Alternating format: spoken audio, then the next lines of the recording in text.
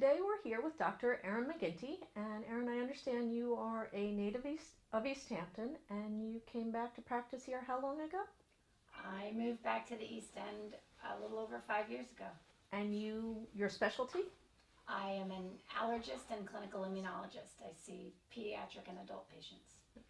So I understand that a number of years ago you noticed a trend among some of your patients. Can you explain what that was? Yes, about a year after I moved home and started seeing patients out here on the East End, I started seeing a number of children who were swimmers, competitive swimmers on the swim team, who were coming in with asthma symptoms. So they would report issues with chest tightness, really bad coughing, wheezing, and shortness of breath.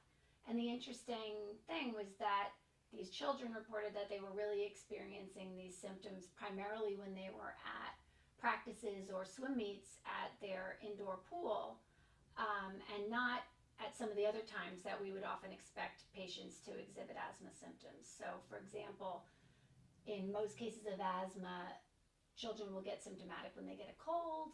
They'll get symptomatic when they're sleeping at night. They'll be coughing, wheezing through the night. They'll get symptoms with exercise.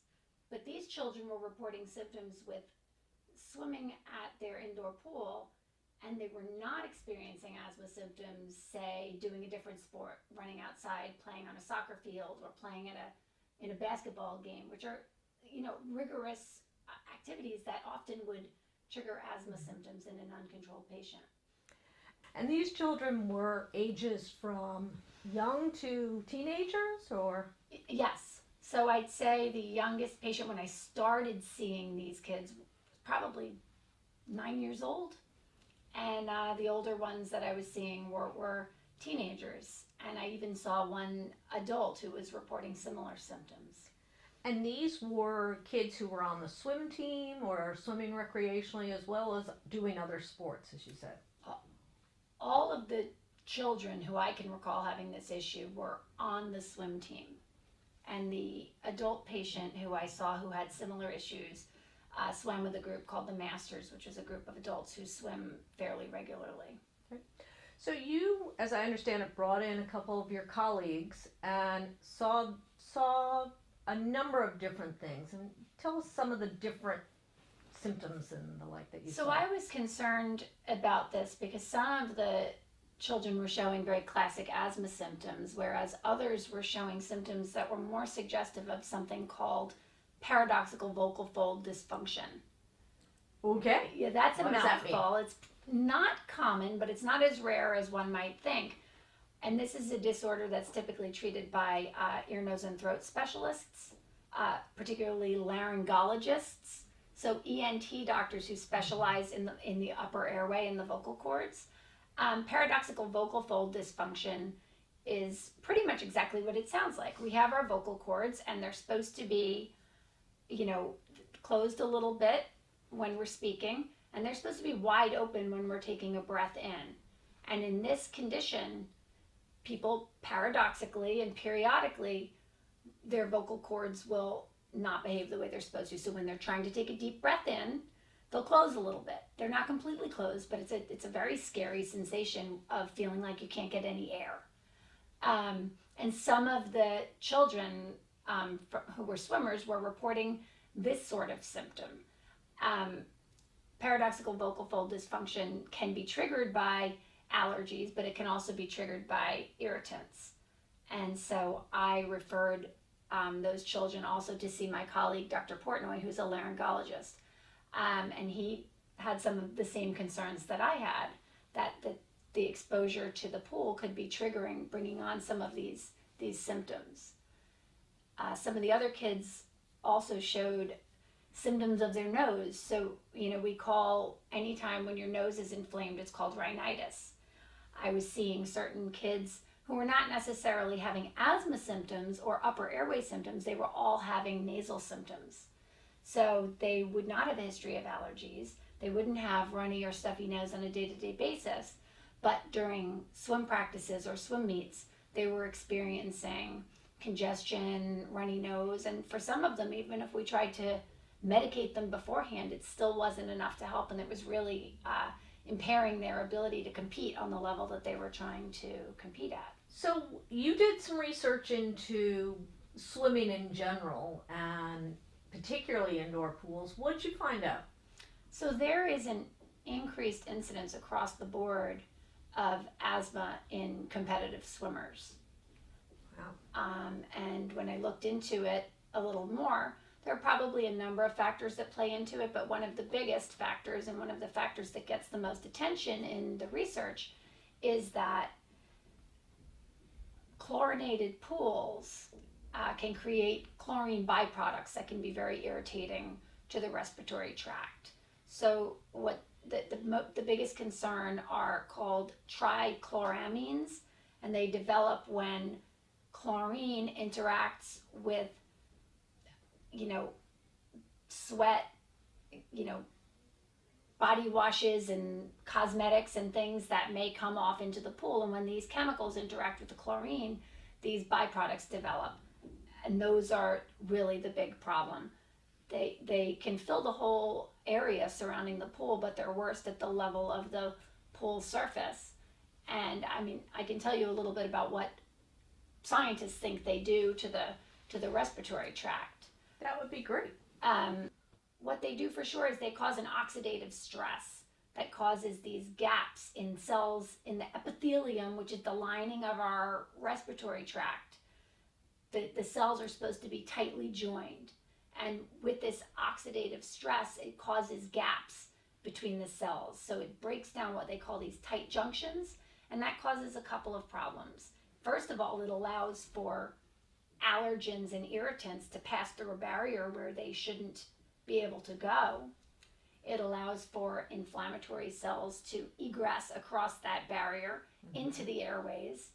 And the damage to the epithelial cells itself causes the body to react as if it's being injured and generate mediators of inflammation. So it recruits more inflammation into that area. Wow. Not good. Not good at all. What did you do to help your patients that you saw in particular? Well, the first thing I tried to do is get them on inhaled anti-inflammatory to try and prevent the inflammation, but that necessitates using a medication on an everyday basis for many of them because they swim so often. Kids are competitive swimmers. They're swimming, 5 and 6 days a week. So it would be one thing if it was something where they were only swimming once a week and you could maybe say, oh, let me give you a bronchodilator, a quick-acting inhaler that you can use before you swim, and maybe that will help.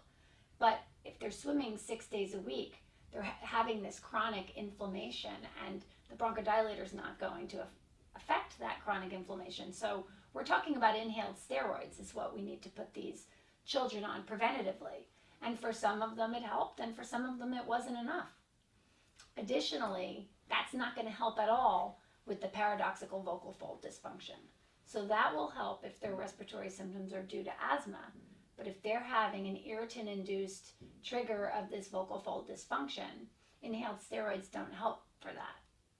When you were in Philadelphia, did you see swimming-related asthma or swimming-related issues? I took care of a lot of children down there, but I don't recall seeing issues, at least to any extent like I see here. I did hear of a patient who had an episode who was having episodes of this paradoxical vocal fold dysfunction only while swimming. This wasn't one of my patients, but it was the patient of a pulmonary colleague of mine. And he actually told a really interesting story to me about how he was actually able to bring on those symptoms in a controlled environment while he was looking at her airways with a bronchoscope.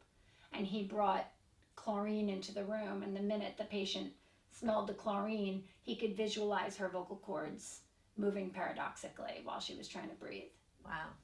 So the vocal cord issues, is that a forever, or is that something that with changing one's behavior will lessen or go away over time? So it's not necessarily forever, but there could be a tendency for it forever. I mean, the management of vocal fold dysfunction is actually several-fold.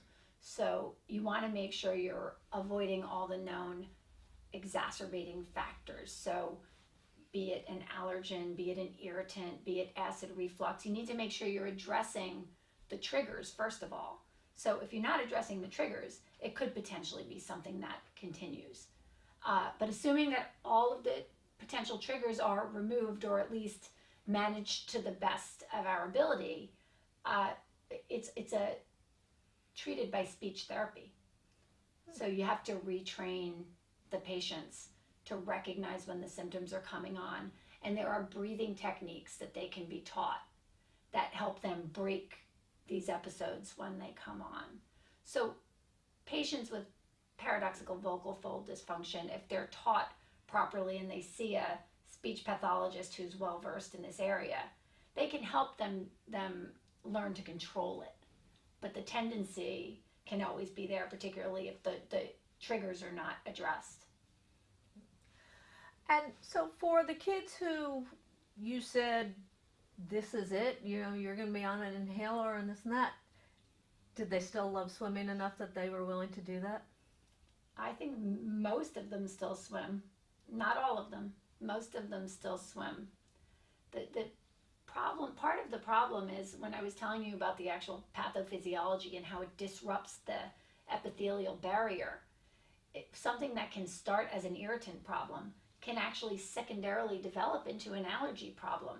If you're exposing parts of the immune system to allergens, parts of the immune system that shouldn't have been exposed, then it can induce the development of allergy. And on reviewing the literature on this subject, there is evidence that there is an increased incidence of allergy in general in competitive swimmers.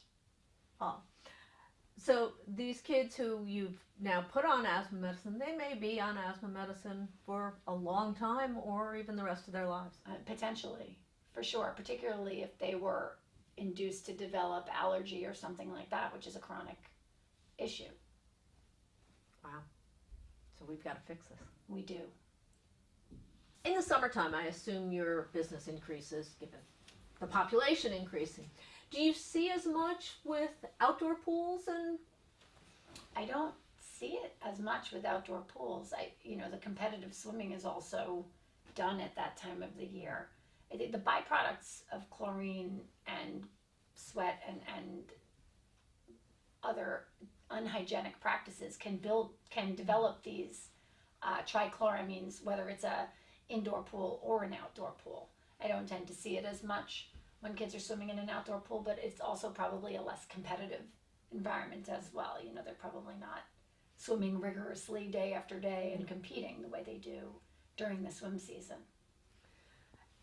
Back to just swimming allergies in general. Do you also see skin allergies, eyes, ears, things like that come in, or?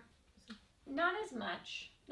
There are some patients I've seen who suspect that they're having some sort of contact allergy to something in the chlorine. There's not really a good definitive test for that as an allergist, so we can suspect it sometimes, but not conclusively prove that that's the cause. Sure, I do see that every once in a while, and then you also have to wonder, is it an allergy or is it actually a skin infection? Could it be a folliculitis or something that they're developing from a contaminant in the pool, or is it actually a reaction to the chlorine? So I do see that on occasion, people who suspect that they're having a skin issue related to the chlorine. The ears is the ears. I mean, people who swim have ear problems regardless, and getting water in their ear all the time. And the eyes, not as often. I mean, it's really the airways what I mainly see as being the biggest issue with the patient population that I see.